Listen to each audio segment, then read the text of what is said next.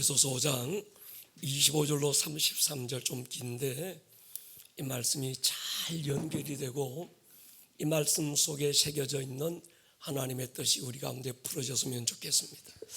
같이 한번 읽겠습니다. 더우면 뒤에 에어컨을 좀 켜주세요. 안 덥습니까? 괜찮습니까? 같이 읽겠습니다. 시작. 사랑하기를 그리스도께서 교회를 사랑하시고 그 교회를 위하여 자신을 주심같이 하라.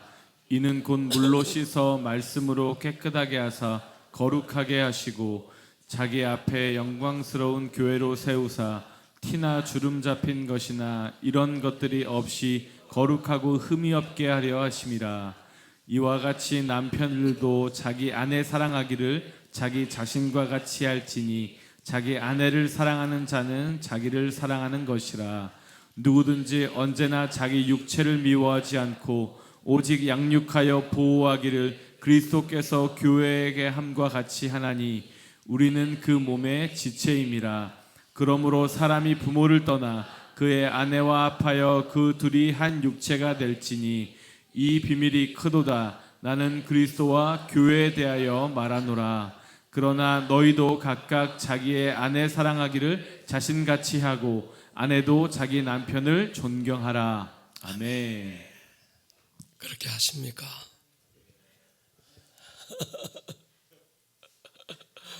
우리 부목사님만, 조목사님만 아멘 하시는 거예요. 여러분, 에베소서의 주제는 교회지요, 교회. 그리고 오늘의 본문은 우리가 결혼식 때 또는 가정의 달에 교회에서 자주 인용하고 사용하는 말씀인데, 사실은 부부관계를 말씀하고 있지만 그리스도와 교회의 관계, 또 교회와 그리스도와의 관계, 나와 교회와의 관계를 동일한 선상에 있는 남편과 아내와의 관계를 들어서 잘 설명하고 있습니다.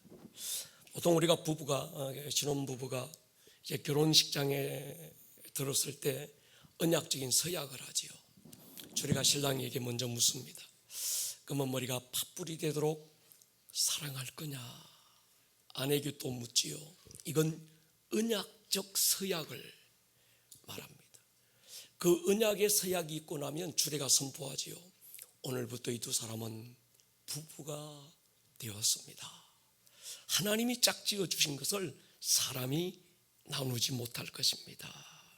그래서 우리가 이 5월 가정의 달 중요한 의미가 되지만 우리가 이 중요한 의미를 좀 더 뛰어넘어서 교회와 그리스도의 관계, 나와 교회와의 관계, 가정에서 부부의 관계가 잘 정리가 되는 이 시간이 되었으면 좋겠습니다. 여러분, 하나님과 우리와의 관계는 언약적인 관계입니다. 따라합시다. 언약의 관계. 교회는 언약 공동체라고 부릅니다. 영어로 커버넌트라고 말하는데 이거는 헬라어로 베립이라는 단어에서 나왔습니다. 계약이라는 단어가 있고 언약이라는 단어가 있는데 그 말인 것 같지만 세상에서는 계약이라는 단어를 쓰고 성경에서는 비슷한 의미 같은데 언약이라는 단어를 씁니다. 근데 비슷한 것 같은데 개념이 완전히 다릅니다. 세상에서는 언약이라는 단어가 없어요. 교회 안에서, 성경 안에서 계약이라는 단어도 없습니다. 세상에서는 계약이라는 단어를 많이 씁니다. 계약도 언약도 약속의 개념이지만 차이가 있습니다. 언약, 베립이라는 단어 원뜻은 식사를 함께 한다, 식사 자리에 함께 앉는다, 그런 뜻입니다. 이 말은 뭔가 하면 언약의 관계는, 언약적 개념은 관계에서 출발하지요.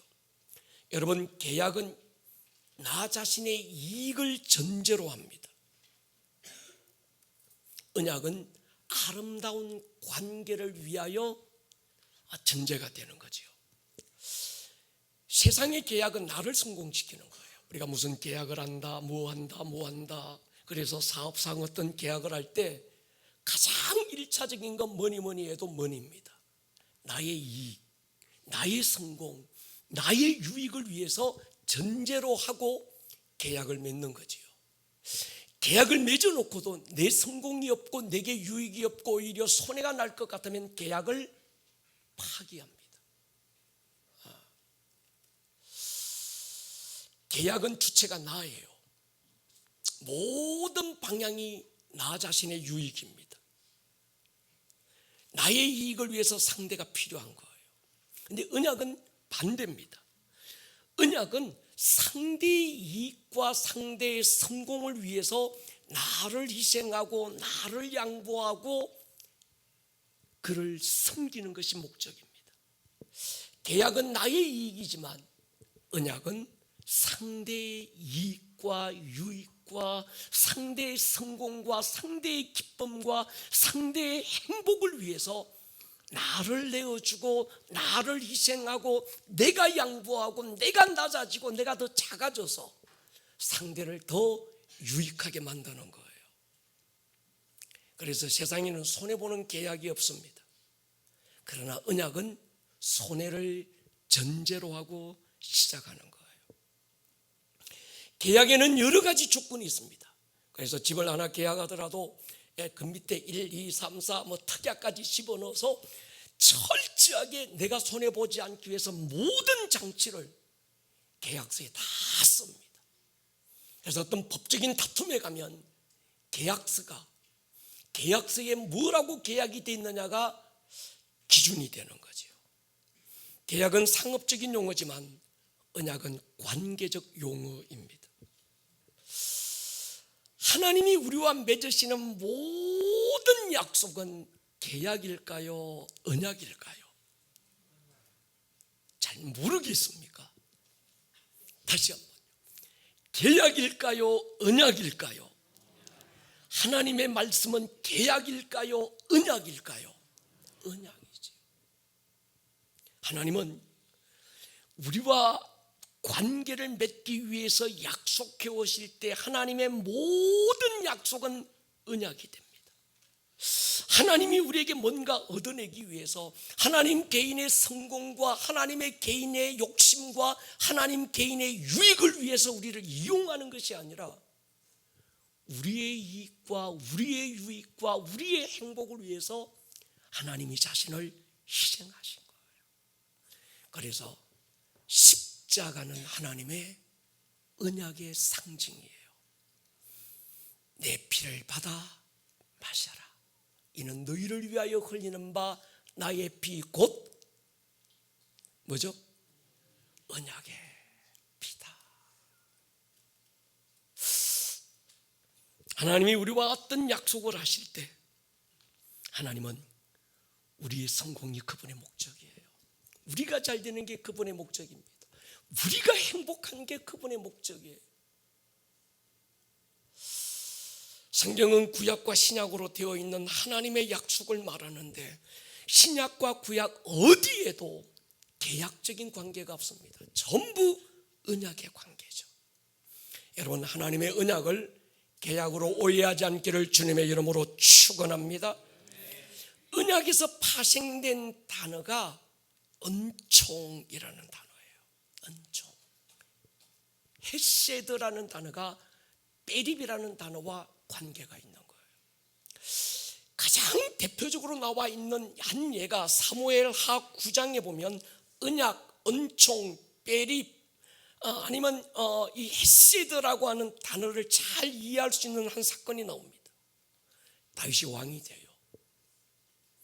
왕이 되고 난 다음 가장 먼저 자기가 언약을 맺었던 그의 인생에 가장 어려웠던 때 언약을 맺었던 요나단과의 언약을 기억하는 거예요. 여러분, 다윗과 요나단 정말 사랑했던 친구들이에요. 나의 유익을 위해서 요나단을 이용한 적이 없고 요나단 역시도 마찬가지입니다. 자기의 유익을 위해서 다윗을 이용한 적이 없어요. 철저하게 다윗은 요나단을, 요나단은 다윗을. 그런 관계가 있기를 축복합니다. 여러분, 교회 안에서 그런 친구들이 있어야 합니다. 사무엘하 20장 보십시오. 너는 내가 사는 날 동안에 여호와의 인자하심을 내게 베풀어서 나를 죽지 않게 할 뿐 아니라 여호와께서 너 다윗의 대적을 지면에서 다 끊어버리신 때에도 너는 내 인자함을 내 집에서 영원히 끊어버리지 말라 하고, 이에 요나단이 다윗의 집과 뭐하기를? 언약하기를. 여호와께서 다윗의 대적을 치실지어다 하니라. 다윗에 대한 요나단의 사랑이 그를 다시 맹세하게 하였으니 이는 자기 생명을 사랑함 같이 그를 사랑함이었더라. 빼립, 언약 속에는 사랑이 있는 거예요. 아멘입니까? 나중에 사울이 죽고 요나단도 죽어요. 그런데 이 다윗이 왕이 되면서 이 요나단과 맺었던 언약을 기억하고 사울의 집에 남은 자가 있느냐를 찾습니다. 요나단의 아들 머비보셋이라고 하는 아들이 있는데 피난길에 유모가 아기 머비보셋을 안고 도망가다가 떨어뜨려요. 그래서 두 다리가 불구가 된 머비보셋이라는 아들이 있었습니다. 이 머비보셋은 로드발 암미엘의 집에 살고 있었는데 다윗이 그 머비보셋을 찾아갑니다. 그리고 자기 왕궁에 불러서 아들처럼 대우하고 왕의 식탁에 함께 하잖아요. 내 식탁에서 나와 함께 먹자. 넌 내 가족이라는 거예요. 이건 계약이 아니라 언약적 관계 속에서 이익이 아니라 관계를 남기겠다는 거예요. 사무엘하 9장 5절 보십시오. 다윗 왕이 사람을 보내어 로드발 암멜의 아들 마길의 집에서 그를 데리고 사울의 손자 요나단의 아들 머비보셋이 다윗에게 나와 그 발 앞에 엎드려 절하며 다윗이 이르되 머비보셋이여 하니 그가 이르기를 보소서 당신의 종이니이다. 다윗이 그에게 이르되 무수하지 말라. 내가 반드시 내 아버지 요나단으로 말미암아 내게 은총을 베풀리라. 이 언약과 은총이 지금 같이 있는 거예요. 내가 네 할아버지 사울의 모든 밭을 다 내게 도로 주겠고 또 너는 항상 내 상에서 떡을 먹을지니라 하니 그가 절하여 이르되 이 종이 무엇이기에 왕께서 죽은 개 같은 나를 돌아보시나이까. 이게 언약, 은총, 헤세드, 베립, 바로 이건 거죠. 그러니까 여러분, 참된 언약의 관계 안에는 하나님의 은총이 머물게 되어 있습니다. 아멘입니까? 하나님의 은총은 아무데나 임하는 게 아닙니다. 하나님의 은총은 언약적 관계 안에 있을 때 거기에 기름 부어지는 거예요. 여리고의 기생 라합과 정탐꾼이 언약을 맺지요. 내가 당신들을 잘 숨겨주면 나중에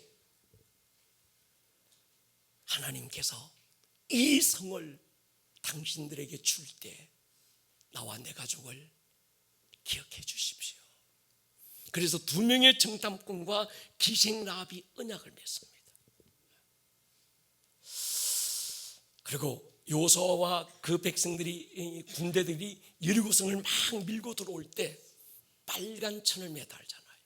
그리고 거기에 은총을 베푸는 거예요. 여러분과 하나님과 관계가 계약이 아니기를 축복합니다. 이 계약적 관계로 생각하는 사람들이 많습니다. 신앙생활을 계약으로 하는 거예요. 내가 이만큼 했는데 하나님이 나한테 해준 게 뭐 있습니까? 이러는 거예요.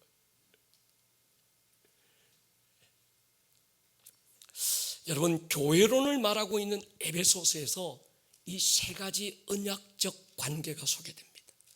이 세 가지 관계에는 숨겨진 형통의 비밀이 담겨 있어요. 여러분, 형통하기를 원하면 이 언약적 관계의 눈이 열리기를 축복합니다. 만일 내 삶에 불통이 있다, 막히고 단절되고 굴절되는 부분이 있다, 반드시 기억해야 합니다. 언약적 관계가 막힌 곳이 있는가? 하나님께서 언약적 관계라고 부어주신 이곳에 뭔가가 굴절된 부분, 떼어진 부분이 있는가를 돌아보셔야 합니다. 첫 번째, 주님과 나와의 언약적인 관계, 구원의 관계죠. 나와 너와의 언약적인 관계, 가정의 관계죠. 우리와 나와의 언약적인 관계, 이건 교회 공동체, 나와 우리 교회 공동체 언약적 관계, 세 가지 언약. 주님과 나, 그 다음에 가정 안에서 부부, 그 다음에 교회 공동체 안에서 교회와 나. 주님과 나와는 구원적인 관계고, 나와 너와의 언약적인 관계는 가정이고, 우리와 나와의 언약적인 관계는 교회를 말합니다. 그리고 이 세 가지 언약적 관계를 오늘은 그냥 개념적으로만 얘기하고, 이번 주일날 부모와의 관계 속에서, 그리고 두 분의 어떤 우리 10days 리바이벌 제가 맡은 그 시간에 이 비밀을 풀어나가려고 그럽니다. 여러분, 이 세 가지는 예배라는 주제의 연상선에서 기억되어야 됩니다. 자, 여러분, 성경을 읽을 때 참 중요한 게 있어요. 사람들이 성경을 읽을 때 내가 좋아하는 한 구절, 내가 좋아하는 한 단어, 내 마음에 드는 어떤 내가 읽어서 위로가 되고 힘이 되는 그 성경 한 구절, 그것만 자꾸 집착하면 오해를 할 수 있어요. 성경의 전체적인 맥락에서 벗어날 수 있습니다. 여러분들이 성경을 읽을 때 내가 하나님께서 내게 주신 그 한 구절을 앞뒤와 연결하고, 앞구절과 뒷구절, 아니면 그 장 전체를 연결하고, 아니면 그 앞장과 뒷장을 연결하고, 아니면 에베소서 같으면 1장부터 6장까지 전체 속에서 그 부분을 이해하고, 더 나아가서는 성경 전체 안에서 이걸 이해하셔야 되는 거예요. 여러분, 이 눈이 열리기를 축복합니다. 이 눈이 열려야 우리가 성경을 바르게 이해할 수 있습니다. 그러면 다시 한 번 더 돌아보십시다. 에베소서 5장 19절 20절에서 5가지 예배에 대한 말씀을 전에 우리가 나누었어요. 한번 보십시오. 전에 우리가 이 에베소서에서 5가지 예배, 시, 그 다음에 찬송, 신령한 노래, 마음으로 주께 노래하는 것, 찬송, 그 다음에 아버지 하나님께 감사하는 것, 이 5가지 예배, 이건 모여서 하는 예배예요. 여기 20절까지 19절 20절은 뭔가 예배를 얘기하는 거예요. 예배. 그 다음에 21절 이어가면 21절은 모여서 드리는 예배가 아니라 흩어져서 내 삶 속에서 드리는 예배. 그게 그리스도를 모함으로 경외함으로, 그리스도를 경배함으로, 그리스도를 예배함으로 우리는 뭡니까? 이젠 예배의 자리가 아니라 내 삶의 자리에서 서로 피차 복종할 수 있는 것. 이게 로마서 12장 1절의 예배인 거죠. 거룩한 산제사로 드리라. 이가 너희에 드릴 영적 예배니라. 삶에서, 일터에서, 가정에서, 직장에서, 학교에서, 친구와의 관계 속에서 하나님 앞에 드리는 예배. 그래서 제가 늘 말씀드립니다. 아름다운 꿈의 교회가 어디 있습니까? 어디 있습니까? 논현동에 있습니까? 여러분 안에 있습니까? 따라합시다. 내 가정에, 여러분의 집에 교회가 있어야 돼요. 여러분의 사업터에 교회가 있어야 합니다. 여기 오봉산 자락에 있는 건 성전이고, 성전과 교회는 다릅니다. 성전은 그저 우리가 모여서 예배하는 곳이고, 교회는 하나님의 영광을 드러내고 하늘의 문을 열고 음부의 대가리를 밟고 하나님의 영광을 선포하는 것이 교회인 줄 믿습니다. 그래서 21절도 예배예요. 그 다음에 22절부터 6장 8절까지가 연결되는데, 누가 누구에게 어떻게 피차 복종할 건가? 그래서 22절부터 오늘 우리가 읽은 말씀이 남편과 아내가 서로 복종해라. 이어지는 말씀이 부모와 자녀가, 6장에 넘어가면 부모와 자녀가 복종 가운데 있으라. 그 다음에 5절로 8절까지는 뭔가 하면 직장에서 상사와 부하의 관계 속에서, 오너와 직원들과의 관계 속에서 어떻게 복종할 건지 그 관계를 얘기하는 겁니다. 그리고 이어지는 말씀이 뭡니까? 10절부터 하나님의 전신갑주를 입어라. 아멘입니까? 그러니까 여러분, 이 언약적 관계 속에서 오늘 우리가 이 본문을 대하면 좋겠습니다. 부부가 결혼하면서 서로 맺은 약속은 계약일까요? 태준아 어디 갔노? 이번 달 말에 또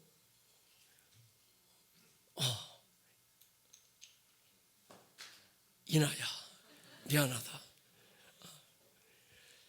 둘이에게 묻노니 두 사람은 언약적 관계를 맺을래 계약적 관계를 맺을래? 봐, 쟤는 얘기 안 하잖아. 쟤는 계약이야. 넌 언약인데. 아니지. 둘 다 언약이지. 여러분, 부부는 계약일까요? 언약일까요? 대답 잘 하셔야 합니다. 가정은 언약의 공동체일까요? 계약적인 공동체일까요? 언약이죠. 근데 많은 사람들이 계약이라고 생각해요. 저 사람을 통해서 나의 유익이 뭐가 될까? 내가 희생하고 헌신해서 저 사람에게 뭘 주고 막 성공시키고 저 사람을 내가 막 행복하게 만들어야지, 이게 아닙니다. 세상에서는 저 사람이 가진 무엇 가지고 내게 얻는 유익이 뭘까, 이거 생각하는 거예요. 그러니까 세상에서의 가정은 계약 공동체지 언약 공동체가 아닙니다. 그러나 성경 어디에도 성도의 삶의 모든 부분은 언약적 관계라고 말씀하고 있습니다. 그래서 세상은 결혼의 조건이 참 까다롭습니다.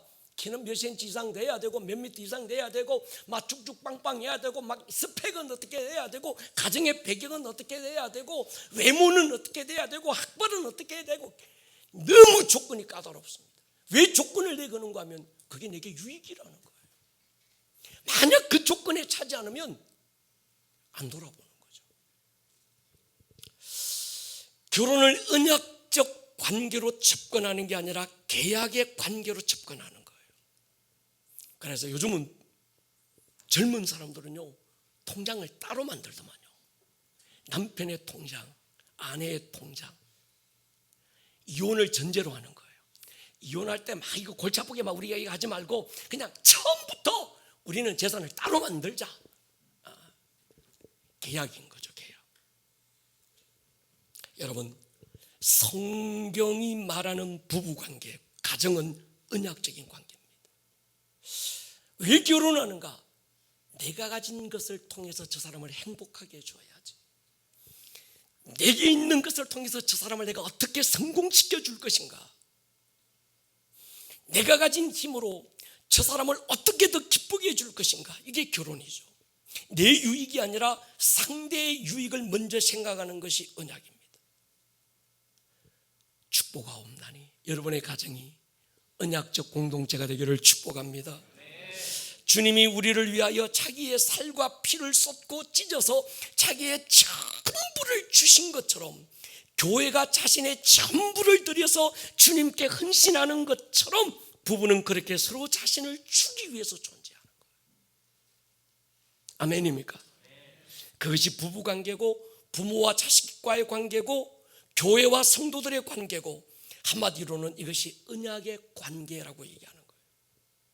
나와 주님과의 관계, 구원의 관계는 언약의 관계죠. 나와 주님과의 언약적 관계, 구원 관계. 주님이 자신의 생명을 우리에게 조건 없이 주셔서 우리가 얻은 것이 구원이고 생명 얻은 거예요. 우리가 그렇게 해주시기를 요청하지 않았지만 주님께서 일방적으로 오셔서 자신을 내어주신 이 사랑의 언약의 관계는 구원의 관계였습니다. 가정의 관계, 나와 너와의 언약적인 관계, 우리와 나와의 관계, 교회 공동체와의 관계죠. 이건 언약의 관계죠. 아멘입니까? 여러분, 교회는 계약적 관계가 아닙니다. 아멘 하이소. 교회는 나의 이익을 계산하고 그걸 얻기 위해서 모인 곳이 아닙니다. 교회는 내게 있는 소중한 것을 내어주고 나누기 위해서 우리가 모인 곳입니다. 나를 희생시키기 위한, 그래서 서로가 맺은 언약을 통해서 한 공동체 아름다운 꿈의 교회가 된 겁니다. 여러분, 교회는 사랑받기 위해 모인 것이 아닙니다. 사랑을 주기 위해서 모인 것입니다. 어떤 사람은 아름다운 꿈의 교회가 사랑이 넘치는 공동체라고 말하는데, 어떤 사람은 아름다운 꿈의 교회는 사랑이 없다고 말해요. 이 교회에 뭔가 내게 필요한 것을 얻기 위해서 오신 분들은 아름다운 꿈의 교회가 사랑이 없다고 말해요. 아무리 큰 사랑을 받고도 그게 안 채워지는 거예요. 여러분, 사랑을 받으려고 하면 언제나 목마르게 되어 있습니다. 주려고 하면 풍성하고 넘치는 것이 사랑입니다. 교회에 내가 주님으로부터 받은 사랑과 은총을 나누려고 하면 아름다운 꿈의 교회는 사랑이 넘치는 교회라는 걸 알게 될 거예요. 그래서 아름다운 꿈의 교회에 와서 아름다운 꿈의 교회는 사랑이 넘쳐요. 이 사람은 아름다운 꿈의 교회와 언약의 관계를 맺은 거예요. 근데 아름다운 꿈의 교회는 사랑이 없어. 목사님도 사랑이 없고, 목자도 그렇고, 목장에 가봐도 사랑이 없고, 계약의 관계 속에서 접근하는 겁니다. 여러분이 아름다운 꿈의 교회에 등록하고 한 공동체를 이루었다라고 할 때 계약을 맺은 게 아니라 언약을 맺었습니다. 교회는 학원이 아닙니다. 교회는 단골 맛집이 아닙니다. 맛집은 내 입맛에 맞는 음식을 찾아다니지만 교회는 내 입맛이 맞는 교회를 찾는 게 아닙니다. 어디에 가면 내 입맛에 맞는 설교를 들을 수 있을까 막 서칭하는 게 아닙니다.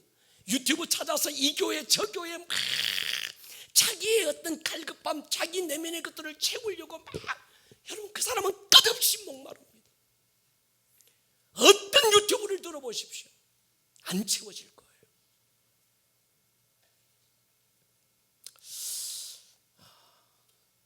언약은 내게 있는 걸 내어주고 희생하고 헌신하기 위해서 자발적으로 찾아와서 맺은 약속을 언약이라고 하는 거예요. 언약은 누가 강요해가지고 죽인다 막 해가지고 하는 게 아닙니다. 내 스스로가 자발적으로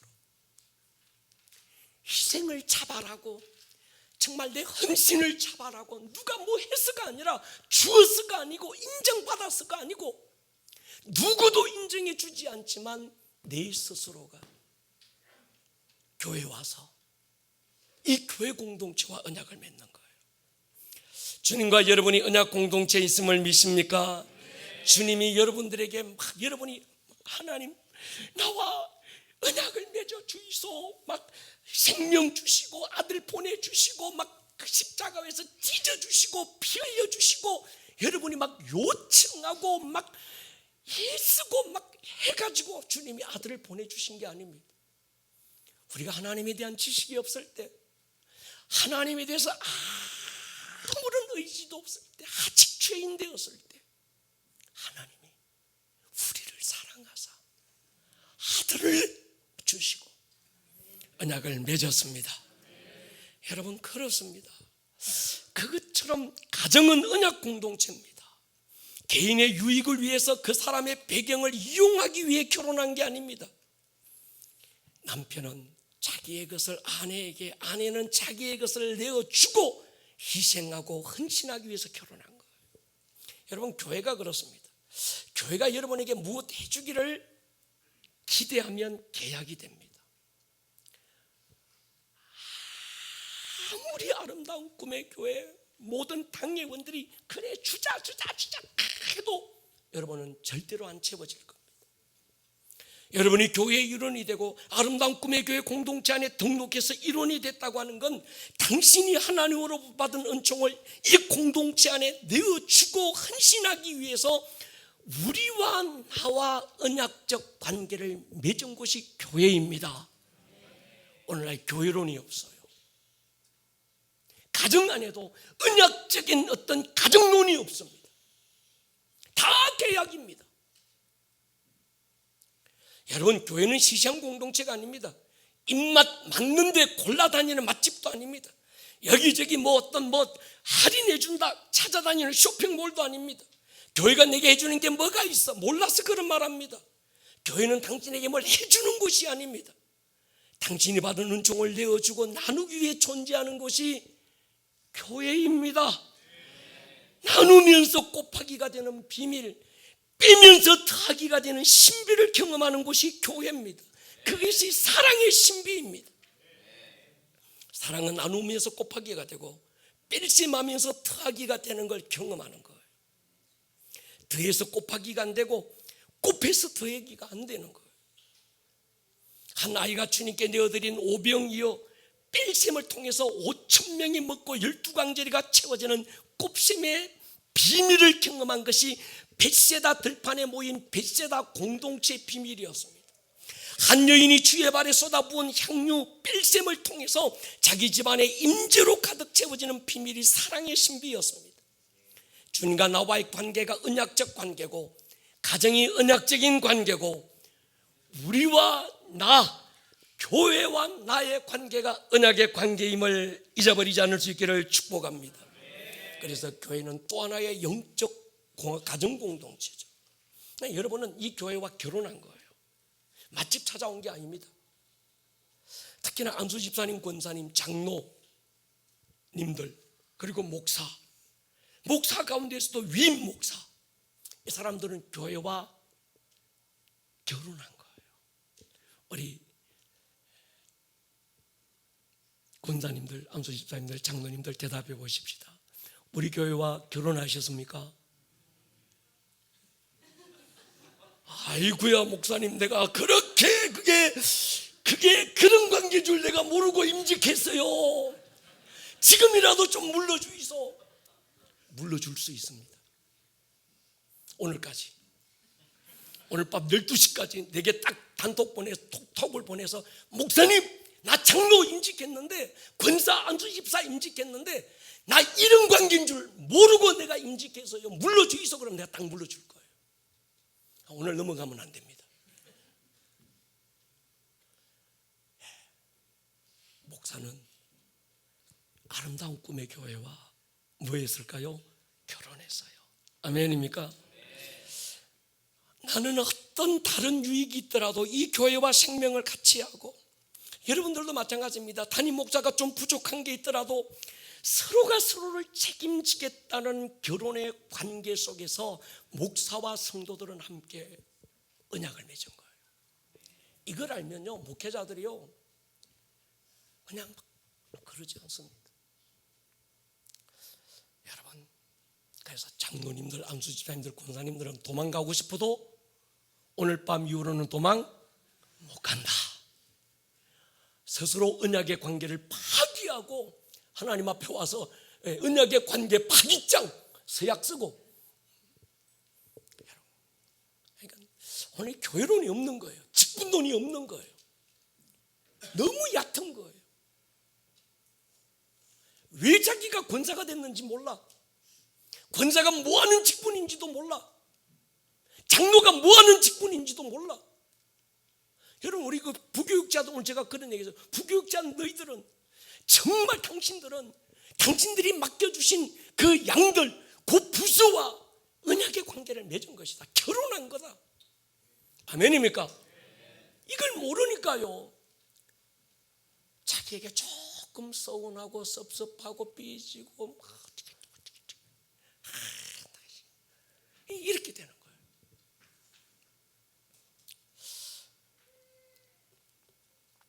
우리 교회는 언약의 공동체입니다. 저는 우리 교회 재직에 관심이 없습니다. 중요한 건 출석교인입니다. 더 중요한 건 목장 안에서 함께하는 목장 공동체에 참석하는 숫자가 우리 교회 실제적 숫자입니다. 더 정확하게는 우리 교회가 가진 5개 스쿨에 참여하거나 수료한 사람들이 우리 교회 교인입니다. 교회의 부르심과 영적 DNA를 함께 공유한 숫자가 아름다운 꿈의 교회의 정확한 숫자입니다. 일반적으로는 동명만 하면 1년에 한 번 나와도 자기 교회 교인이에요. 성탄절 때 한 번, 기분 좋으면 부활절 때 또 한 번. 근데 여러분, 정확하게 따지고 들면 그건 아닌 거죠. 교회 일원이 된다는 건 결코 얕은 게 아닙니다. 주님과 나와의 언약적인 관계, 나와 너라고 하는 가정의 언약의 관계, 나와 우리라고 하는 교회 공동체의 언약적 관계가 얼마나 무게가 있고 얼마나 심오하고 얼마나 중요한지를 알아야 됩니다. 아멘입니까? 그래야 형통의 비밀이 풀어지는 거예요. 바울이 세 가지 언약적 관계를 말해서 이렇게 결론냅니다. 5장 32절 시작. 또다 나는 그리스도와 교회에 대하여 말하노라. 이 비밀이 시시한 게 아니에요. 큰 비밀, 엄청난 거죠. 여러분, 이 비밀을 아는 자 되기를 축복합니다. 이 비밀을 받을 만한 자가 되기를 주의 이름으로 축원합니다. 사도행전의 교회는 그런 교회였습니다. 여기저기 교회들이 남발하면서 교회가 맛집보다 못한 곳으로 전락되고 말았습니다. 교회 머리이신 예수님과 우리는 지체가 되어서 결혼한 언약적 관계가 된 걸 모르는 겁니다. 예수님을 머리로 한 여러분의 가정은 언약적 관계가 되기를 축복합니다. 교회 생활이 행복하기를 축복합니다. 가정 안에서 살다 보면 싸울 일도 생기고 다툴 일도 생기고 내 마음에 안 드는 때도 있습니다. 가정도 교회도 똑같습니다. 그렇다고 이혼하고 도망가 버리면 안 됩니다. 내 성격하고 안 맞다는 거예요. 결혼하기 전에는 나와 안 맞는 게, 나와 다른 게 매력이었는데 결혼하고 나니까 나와 다른 그 매력이 이젠 갈등의 원인이 되는 거예요. 이유가 어디 있습니까? 계약이라고 생각하는 거예요. 나하고 안 맞다는 거예요. 처음부터 안 맞았어요. 그래서 맞추라고 준 거예요. 아멘입니까? 맞춤 가는 게 언약의 관계라니까. 여러분, 아름다운 꿈의 교회하고 안 맞는 게 있을 거예요. 찬양 넘사벽 이게 뭐 박자도 잘 못 따라가겠지, 목사 설교 길지, 뭐 주차 복잡하고 어렵지. 그러나 여러분 우리 교회와 결혼했습니다. 오늘 저녁까지 시간 준다니까요. 물을 수 있는 시간 합법적으로. 여러분, 자녀와 부모의 관계는 어떤 관계일까요? 계약일까요? 언약일까요? 자녀가 계약이 되면 상처만 남아요. 내가 무슨 죄를 지어서 저런 새끼를 나한테 줬을까? 성민아, 너 말고 다른 사람. 여러분, 자녀는 철저한 언약의 결과고 언약의 열매여야 합니다. 언약이 확장되고 배가가 되면서 열매를 맺는 거예요. 그러니까 언약이 깊어지고 확장되기 위해서 필요한 요소, 첫째, 결혼을 제대로 했는가?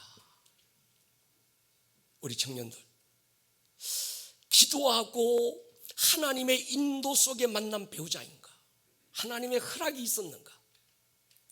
굉장히 중요합니다. 청년들이 이거 물어야 돼요. 하나님, 내가 교제하는 이 친구가 하나님께서 내게 허락하신 배우자입니까? 대전아, 니는 늦었어 이미. 다른 청년들 아무나 만나가지고 뭐 내 이상형은 이래요. 네 이상형을 찾으니까 안 맞는 거예요.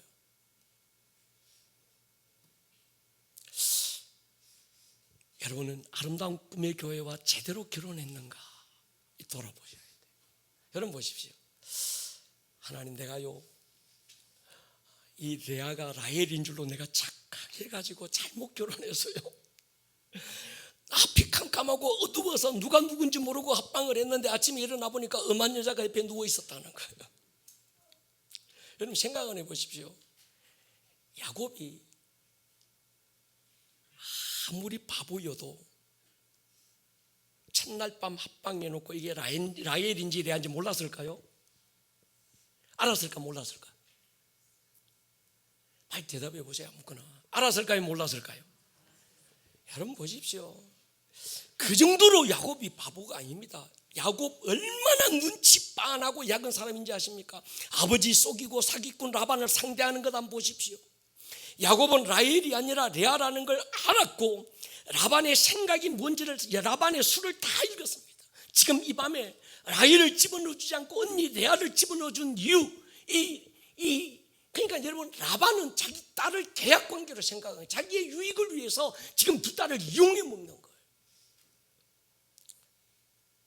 그러니까 라헬을 이용해서 레아까지 덤으로 시집 보내고 일석이조로 야곱을 무보수로 14년간 종처럼 부려먹을 수 있다고 생각하는 라반의 계약을 이 야곱이 모를 리가 없습니다. 그런데도 상황을 받아들여요.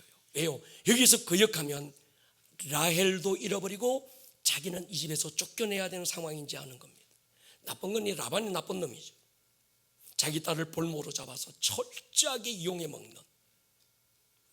그래서 두 딸이 아버지로 인해서 평생 불행하게 사는 거예요. 여러분, 레아가 얼마나 불행하게 살았겠어요? 라헬은 또 얼마나 불행하게 살았겠어요? 그래서 이 둘이 치열하게 싸웁니다. 합한 채 이거 가지고 서로 막 온갖 걸 다 하는 게 이거 누가 그걸 만드는 거? 아버지가 만든 거예요.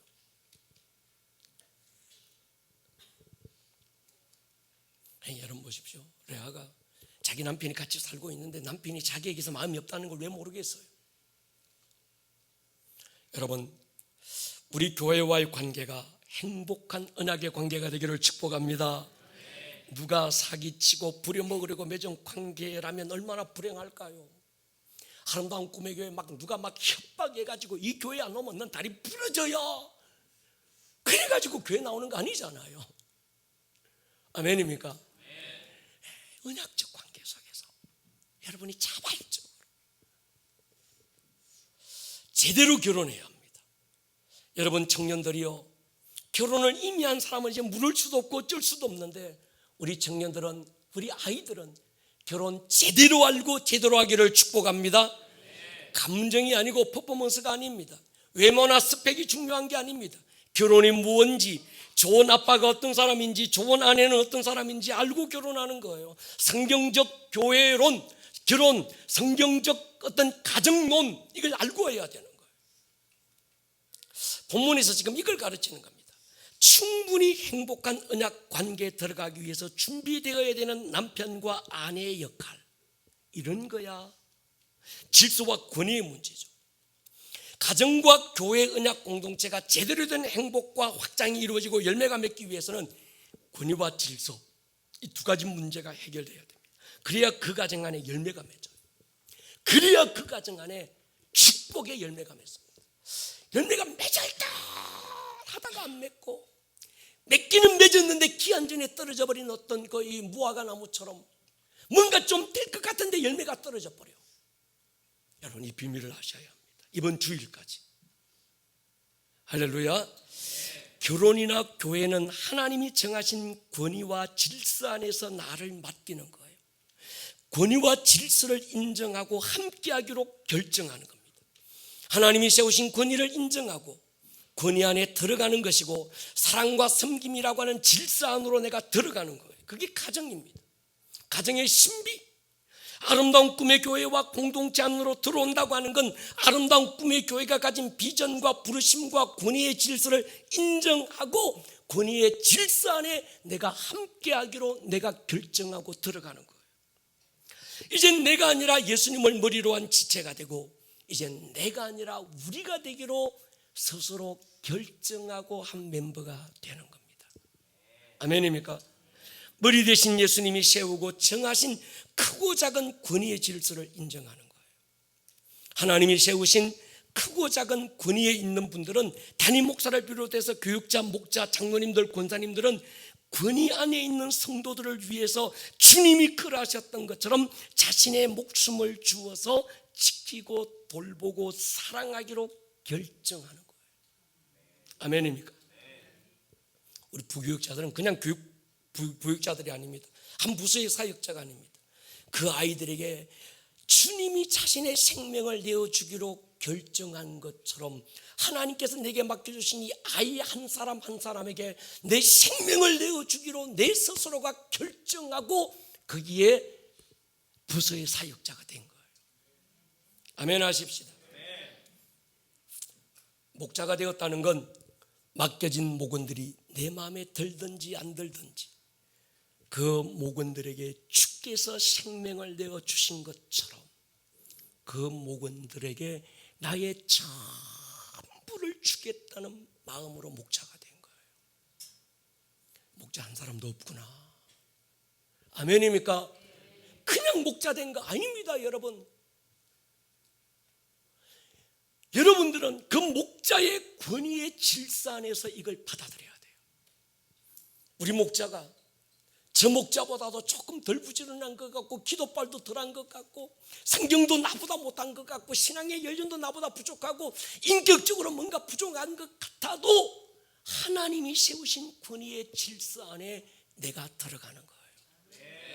그때 형통의 비밀이 풀어지는 거예요. 아멘입니까?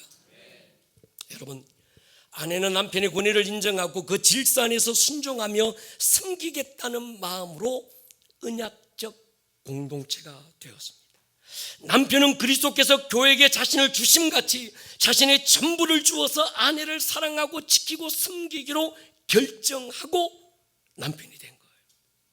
교회도 예수님이 머리지만 머리 대신 예수님이 세우신 권위의 질서 안에서 순종하기로 결정하고 모인 곳. 여러분, 교회의 리더십은 맡겨진 양들 한 사람 한 사람을 그리스도께서 자신을 주어 사랑하심같이 섬기고 사랑하겠다는 언약적인 결단. 목원들은 하나님이 세우신 권위의 질서, 그게 목자든 그게 아니면 가정의 남편이든 그게 아니면 교회 목회자든 누구든 하나님이 세우신 영적 권위의 질서 안에 순복하며 내가 들어갈 것입니다. 누가 강요해서가 아니고 내 자의로, 내 자발적인 어떤 의지의 결단을 가지고 들어가는 거예요. 여러분, 이때 형통이 풀어지는 거예요. 이 신비를 깨달을 수 있기를 축복합니다. 여기서 중요한 포인트가 부르심입니다. 사랑이라는 감정만으로 안 됩니다. 젊은이들이 서로의 결혼을 약속할 때 서로 좋아한다는 감정만으로 절대 오래 못 갑니다. 교회도 마찬가지입니다. 교회 멤버가 되고 질서 안에서 순종하기로 결정하고 교회도 성도를 목숨 다 주어서 사랑하고 하기로 결정한 것에서 가장 중요한 포인트는 담임 목사가 설교를 잘하고 아니면 성도들이 막 뭐가가 조건이 좋고 환경이 좋고 주차시설 빵빵하고 에어컨 빵빵하고 막 이런 찬양들 세션들 미디엄 끝내주어서가 아닙니다. 부르심입니다. 아멘입니까? 여러분, 제가 아름다운 꿈의 교회 담임 목사로 목숨 걸기로 결정할 때 가장 중요한 건 이 교회의 부르심 때문입니다. 이 교회가 가진 부르심이 나의 부르심이기 때문에 저는 담임 목사가 아니라 위임 목사로 세워지기로 결정한 거예요. 부르심이 없으면 오래 못 갑니다. 결혼생활도 마찬가지입니다. 니네 좋나 나 니 좋은데 감정만으로는 오래 못 갑니다. 서로를 바라보는 게 아니라 함께 한 점 예수의 십자가를 바라보고 부르심을 찾는 거예요. 여러분, 부부도 사명 선언문이 있어야 합니다. 아름다운 꿈의 교회 부르심이 여러분의 부르심이 되기를 축복합니다. 넘어서 여러분의 가정의 부르심이 되기를 축복합니다. 부르심에서 더 깊이는 이끄심입니다. 하나님이 나를 이 교회로 이끄셨다는 확신, 하나님께서 저 남자에게 나를 이끄셨다는 확신, 하나님께서 나를 저 여자에게 이끄셨다는 확신, 하나님께서 에덴 동산에 하와의 손을 잡고 딴딴따 하면서 아담에게로 이끌어 가셨던 것처럼 내 자유로 저 사람을 만난 게 아니라 하나님의 손이 나를 이끄셨다고 하는 이 이끄심 중요합니다. 부르심과 이끄심, 그래야 흔들리지 않습니다. 섬김과 희생이 굉장히 중요하죠. 희생은 예수님의 몫이고 섬김은 교회의 몫이죠. 희생은 남편의 몫이고 섬김은 아내의 몫입니다. 희생은 목회자의 몫이고 순종과 섬김은 성도들의 몫입니다. 희생은 목자의 몫이고 섬김과 순종은 목원들의 몫입니다. 예수님이 자신을 어떻게 희생하셨는가? 십자가죠. 조건 없는 사랑. 에베소서 3장에서 바울이 알기를 원했던 것처럼 지식에 넘치는 그리스도의 사랑을 알고 크기, 너비, 높이, 길이가 얼마나 되는지 알고 남편은 아내에게, 목회자는 성도들에게 희생을 내줄 수 있어야 합니다. 교회가 예수님에게 순종하고 섬기는 것처럼 아내는 남편을 그렇게 섬기는 거예요. 아름다운 꿈의 교육자들이요, 당신에게 희생의 결단이 있습니까? 이 교회에서 사례를 얼마나 줄래나. 이 교회가 담임 목사님이 나에게 어떤 대우를 해줄래나. 그건 계약이에요. 여러분, 우리 교역자들은 정말 이 마음이 있는 것 같아요. 목사가 사례를 안 줘도, 목사가 주는 게 아니지, 우리 교회가 살이 어려워서 사리를 드릴 형편이 못 돼도, 목사님 나는요 형편이 어려워서 다른 교회 찾아가랍니다, 안 이럴 거예요. 맞나? 아주 쐐기를 박아야 돼요. 마찬가지입니다. 여러분들도 마찬가지예요. 그렇게 섬기고 사랑하기로 결정해야 합니다. 물과 말씀의 원리가 있습니다. 물은 세례를 상징하는데 그리스도의 죽음에 연합되는 거죠. 은혜. 그 사건을 내 것으로 받아들이는 게 믿음이죠. 물과 은혜의 믿음. 하나님 편에서는 은혜인데 우리 편에서는 믿음. 부부도 마찬가지입니다. 은혜와 믿음이 하나가 되는 거예요. 교회도 그렇습니다. 은혜와 믿음이, 목회자와 성도들 사이에 은혜와 믿음이 만나는 거예요. 아멘입니까? 여러분, 말씀은 원칙을 뜻합니다. 말씀은 기준이죠. 기분이 아니라 기준. 행복한 언약적 관계가 되려면 기준이 분명해야 합니다. 내 기분이 기준이 되면 안 되죠. 내 유익이 기준이 되면 안 됩니다. 말씀이 기준이 되고 원칙이 되기를 축복합니다. 그러니까 여러분, 우리 교회가 정해놓은 정관이나 이런 원칙 여러분 잘 지키셔야 합니다. 10,000원짜리 이상은 그래하지 마세요. 아멘입니까? 이 원칙 잘 기준을 지켜주셔요. 성도들끼리 모여서 술자리 만들지 마세요. 아멘입니까? 원칙이에요. 가정도 교회도 은혜와 믿음이, 주님과 나와의 은혜와 믿음이, 교회와 나와의 은혜와 믿음이, 남편과 아내 속에서 은혜와 믿음이, 그래서 공동체는 이런 원칙과 기준, 하나님의 말씀이라는 원칙과 기준 안에서 하나가 되는 것입니다. 아멘입니까? 여러분, 우리 모두는 가정도 교회도 주님과 나와의 관계도 부모와 자식의 관계도 그리스도인들이 직장 생활 속에서 상사와 나와의 관계도 언약적 관계 속에서 이루어져야 합니다. 우리 교회가 그런 교회가 되기를 축복하고 여러분이 이 관계 안에서 마음껏 행복하기를 주님의 이름으로 축복합니다. 머리를 한번 숙여보십시다. 나를 지으신 이가 하나님입니다. 나를 부르신 이도 하나님입니다. 나를 보내신 이도 하나님입니다. 나의 나 된 것은 하나님의 은혜입니다. 우리 찬양 한번 하면서 나아갈까요?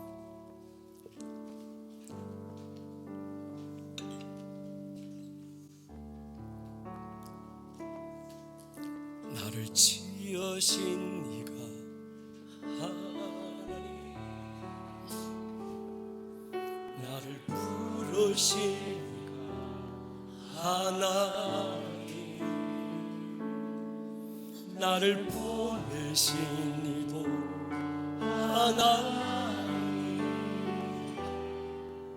나의 나 된 것은 다 하나님. 참으들이 다시 한번 하십시다. 나를 지으신 이가 지으신 하나님, 나를 부르신 이가 하나님, 나를 보내신 이도 하나님, 나의 나 된 것은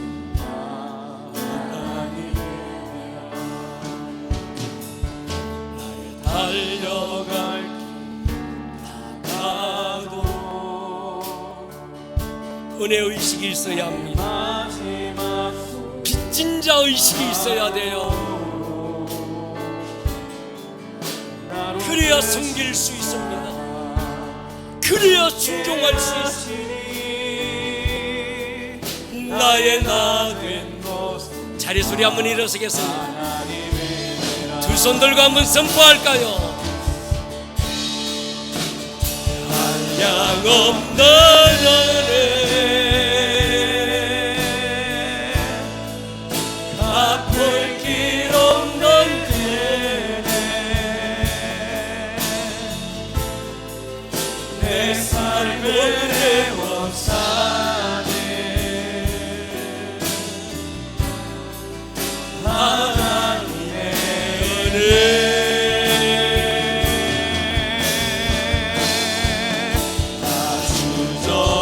변함없이 그 땅을 밟아도 나를 붙드시네.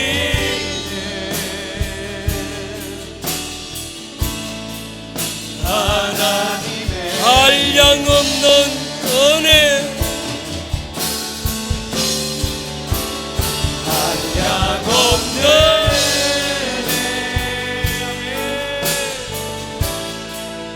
갚을 길 없는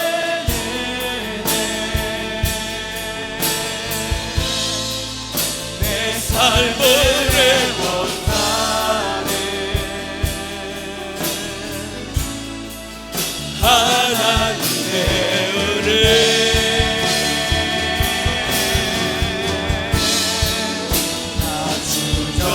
변함없이 그 땅을 밟아도 나를 붙드시네. 하나님의 은혜,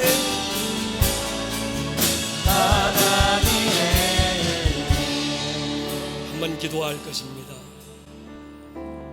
일체가 하나님 은혜입니다.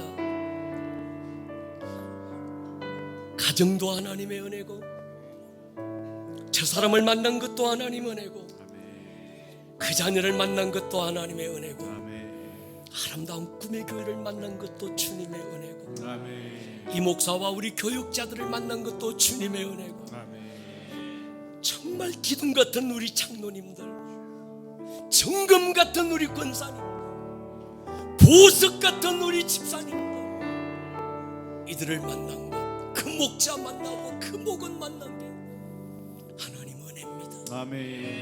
이 언약적 관계, 언약의 신비, 그도다 이 비밀이여.